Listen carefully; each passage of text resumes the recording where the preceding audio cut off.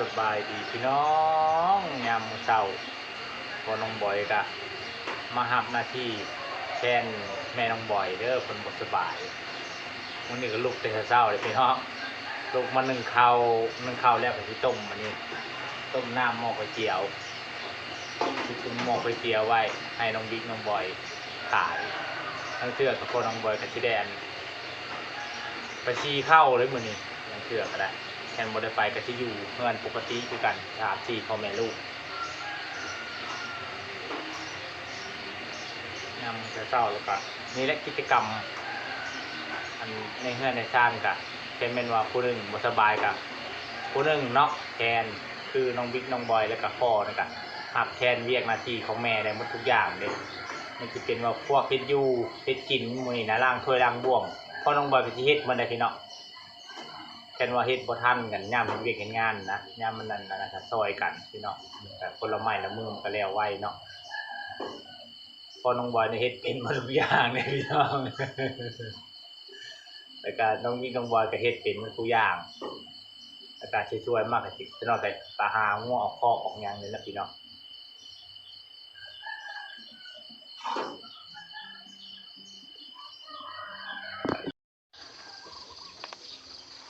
พอน้องบอยก็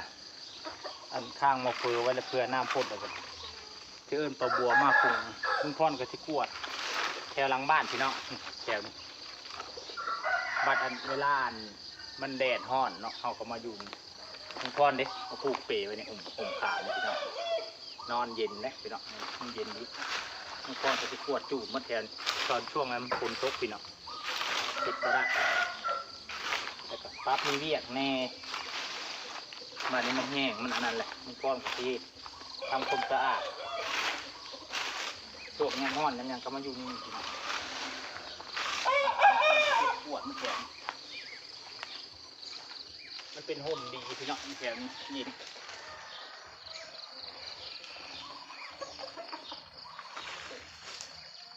ห้องปวดจุกแข็งนี่แล้วพี่น้อง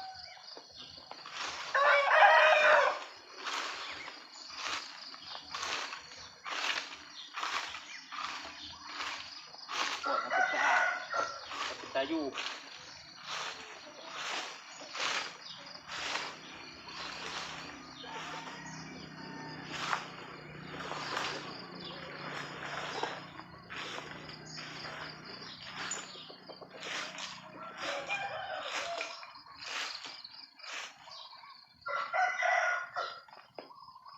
มันห่มไผ่พี่น้องเสียงใบเป็นหลายทางหน้าห้านน่ะลุงพรน่ะเฮ็ดแล้วปวดแล้วเมื่อกี้นี่แล้วมันถ่ายก็ได้พี่น้องบ้านข้างๆนะเปิดเพลงกันลุงพรนั่นติดลิขสิทธิ์พี่น้องลุงพรก็เลยบอกเปิดกล้องตอนนั้นอยู่หน้าห้านแล้วมาเปิดหลังบ้านไม่เห็นหลังบ้านแล้วเรียบร้อยทางหน้าบ้านตื่นเช้ามาลุงพรกับพี่นี่แบบที่มึงพี่น้องฉันบ่ได้ไปใส่เป็นเรียกคือยามไปหาเฮ็ดหายังกับบ่ได้อยู่แล้วต้องไปหาเฮ็ดก่อนมาอันเป็นเฮ็ดสวยๆเฮ็ด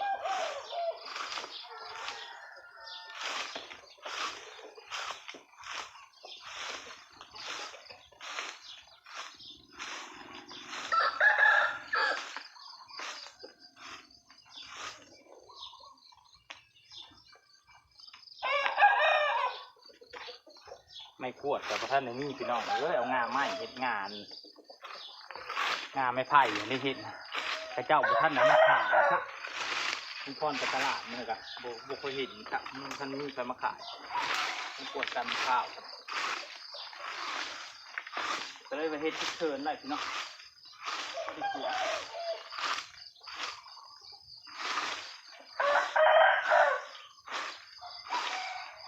มาหลังบ้านจะได้ยินแต่เสียงไก่ลุงพรแหละทั่วพี่น้องเลย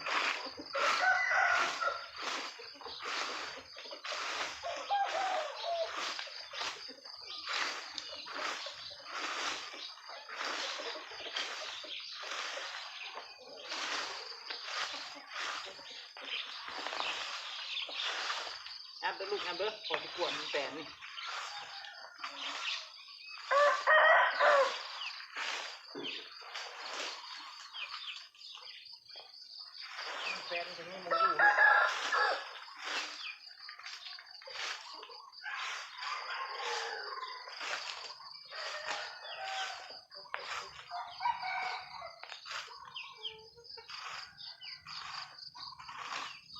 เอียดขนาดนี้ต้องพี่น้องคือการมะพร้าวนะงาไผ่แต่มันแข็งเท่านั้นเด็กลุงพรก็เฮ็ดแล้วมุงบริเวณยังไปทางพุ่นเนาะพี่น้องมาพาพี่น้องไปเบิ่งก่อน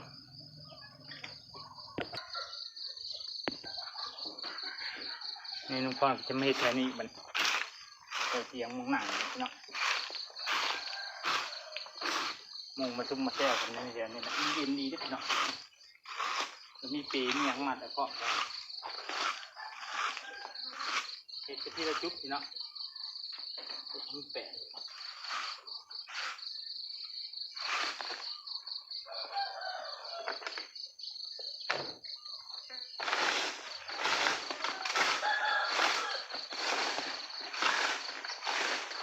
เป็นเพื่อนก้อนหน่อยเด้อก้อนนี่เดียวเลยปูหูสบายแล้วกันแทนปูหูหรอกพี่น้อง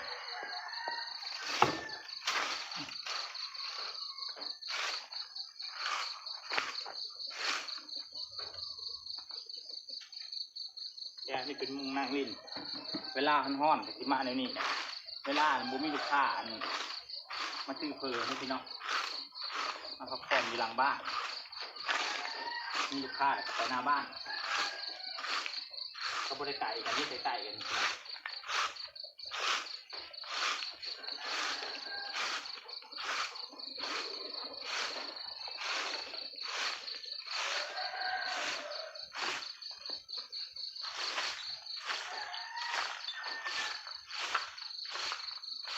เชื่อนะตำส้มตำแซวก็มากินทั้งหลังบ้านนี่แหละไม่กินยวนข้างห้านนั่นเขาตัวผู้ปะบัวพี่น้อง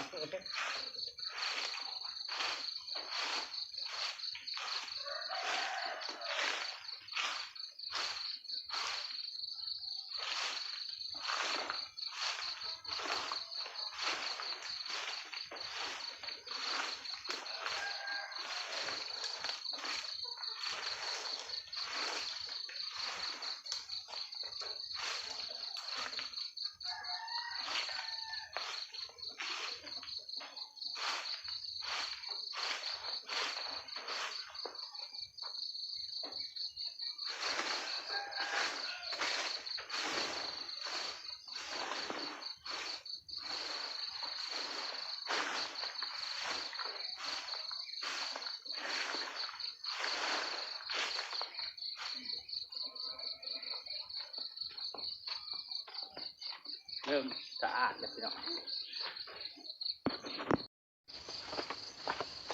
ยังอยู่แป๊บนึงน้องพี่น้องกำลังกินแล้วกำลังกินแล้ว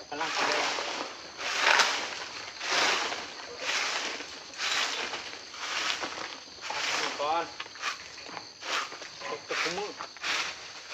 แทนตัวนี้แหละ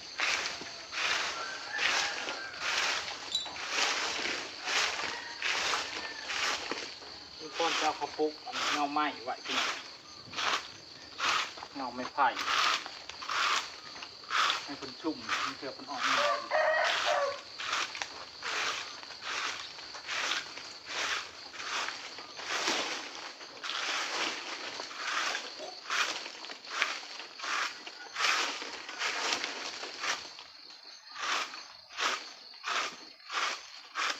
ตาข้างหอมเรื่อยๆมันก็บวชเลย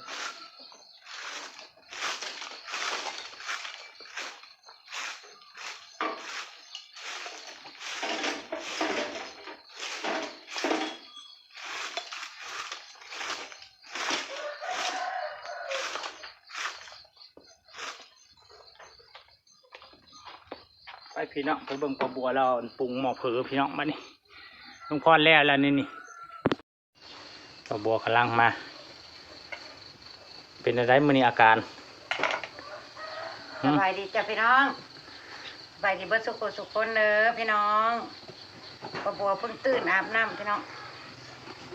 อาบน้ำเสร็จก็รู้สึกว่าโล่งแม่จักหน่อยสิมาปรุงหม้อก๋วยเตี๋ยวมาให้ลูกๆขายพี่น้องถ้าไว้ก็ไปขายเองถ้าบ่ไว้ก็ปรุงไว้ให้น้องบิ๊กน้องบอยขาย ปรุงไว้ต้องประบัวปรุงเท่านั้นผู้อื่นปรุงบ่มันใหญ่จำจังใดก็ต้องปรุงไว้ก่อนโอ้ยนี่ดำเขาซื้อมาไว้ป่ะนี่ คือซื้อมาอยู่ดิ เบิดเลยได้นี่ แม่นบ่กู ลงไปพี่น้อง ออกอายเลยพี่น้องทวนในลุงพรข้างไว้ให้เพิ่นตื่นมาก็ล้างหม้อยังก็เปิดห้านนึ่งข้าวแต่เช้าพุลุงพรก็ได้ทำหน้าที่แทนป้าบัวพี่น้อง บ่ทำกับบ่มีไผทำเนาะพี่น้องมีกันอยู่ซ้ำนี่ต้องซอยกันละงาม ทับเปลี่ยนกันไปมานี่แหละพี่น้องแต่ว่าเป็นอย่างลุงพรกับเฮ็ดนั่นนี่ปกติของลุงพรเนี่ยพี่น้องกูมือทั้งมือแค่เฮาเมื่อยนะเฮาก็บ่ค่อยเฮ็ดเดี๋ยวให้เพิ่นเฮ็ดให้แม่บ้านเพิ่นเฮ็ดเพิ่นบ่เมื่อยก็สิลูกแต่เช้าคือกันแหละลูกแต่เช้ากูมืออักตัวลายน่ะเคยย่ามเฮ็ดออกน่ะลุงพรสิอยู่ป่าเลยพี่น้องตื่นมาบ่ค่อยอยู่เฮือนได้มันก็มอบหน้าที่ป้าบัวอยู่เฮือนแต่ย่ามมีเวียกมีงานบ่ย่ามเกี่ยวข้าวนั่นก็ลุงพรก็สิลงแต่เช้าโลด เมื่อคืนบ่ได้กินฮอดข้าวแรงพี่น้องเอ้ยสลบสลายจังหมอเพิ่นฉีดยายังให้ประบัวย านอนรับบ่จ๊ะ ต้องใช้ยาคลายเครียดแน่ๆเลยเนาะกลับมาน้องบ่อยพาไปหาหมอกลับมาน่ะประบัวข้าวบ่นอนรับสลบเลยพี่น้องบ่ฮู้เรื่องหยังเลย มีแต่สามพ่อลูกกินข้าวแรงนี่ น้องบอยเป็นพ่อครัวมื้อว่าคืนนี่นะ บ่ฮู้เรื่องหยังเมื่อคืนนี่นอนแบบอุ้ยหลับ น้องบอย ตื่น ตำ มา บัก ก็ ทั่ สิ ว โล่งๆแน่หั่นแหละได้พักผ่อนเต็มที่สงสัย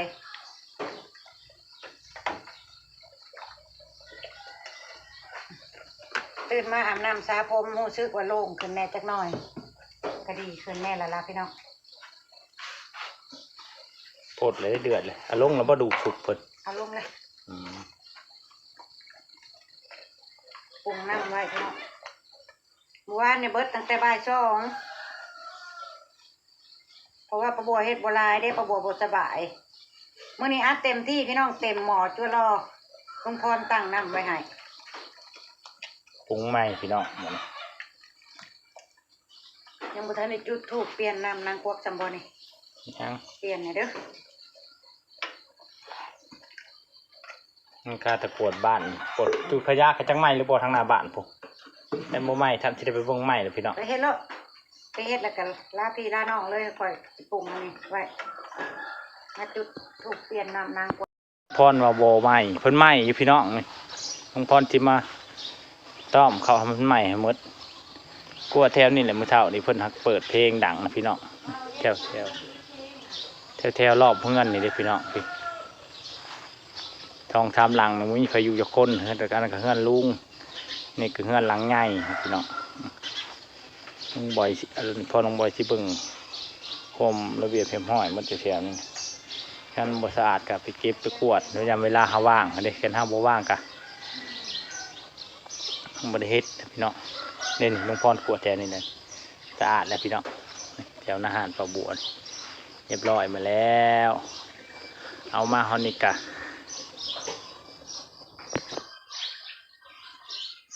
มาฮอนิกจะเก็บภาพบรรยากาศน้ำเศร้าๆไว้ทำนี่แหละพี่น้องฝากกดไลค์ฝากกดแชร์ฝากติดตามลุงพรปลาบัวในเด้อเป็นกำลังใจอย่าลืมเบิ่งโฆษณาให้แน่ไปแล้วพี่น้องสบายดี